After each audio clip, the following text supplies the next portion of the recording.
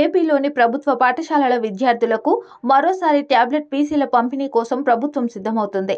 గత ఏడాది 8వ తరగతి చదువుతున్న విద్యార్థులకు 5 లక్షలకు పైగా ట్యాబ్ల పంపిణీ చేసిన ప్రభుత్వం ఈసారి 4.3 లక్షల మందికి ఈ కానుక ఇచ్చేందుకు ఏర్పాట్లు చేస్తుంది. హైదరాబాద్లోని ఇప్లు సహకారంతో విదేశీ భాషలు నేర్చుకునేందుకు వీలుగా కొత్త యాప్ కూడా అందుబాటులోకి తెస్తున్నారు. రాష్ట్రంలో ఈ విద్యా సంవత్సరంలో 8వ తరగతి విద్యార్థులకు 4.3 లక్షల ట్యాబ్లు అవసరమవుతాయని అధికారులు అంచనా వేశారు. వీటిలో ఇప్పటికే 2.5 లక్షల ట్యాబ్లు విజయవాడకు చేరాయి.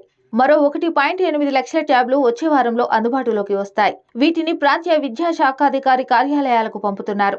అక్కడి నుంచి స్కూళ్లకు పంపేందుకు ఏర్పాట్లు చేస్తున్నారు.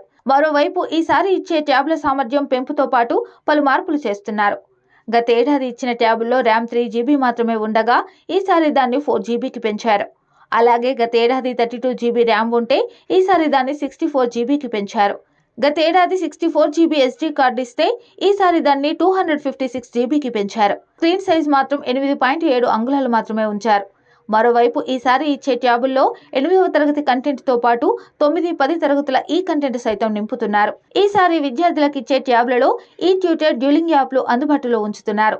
ఆర్టిఫిషియల్ ఇంటెలిజెన్స్ సాయంతో విద్యార్థుల సందేహాలు నివృత్తి చేసేందుకు వీలుగా ఈ ట్యూటర్ యాప్ను, అలాగే ఇప్లు సహకారంతో విదేశీ భాషలు నేర్చుకునేందుకు వీలుగా డ్యూలింగ్ యాప్ను ఇన్స్టాల్ చేస్తున్నారు. వీటితో పాటు ఈ డిక్షనరీ యాప్ కూడా ఇన్స్టాల్ చేస్తున్నారు. అలాగే భవిష్యత్తులో ఇంటర్ సిలబస్ ను కూడా నింపేలా ఈ ట్యాబుల్లో స్పేస్ అందుబాటులో ఉంచుతున్నారు.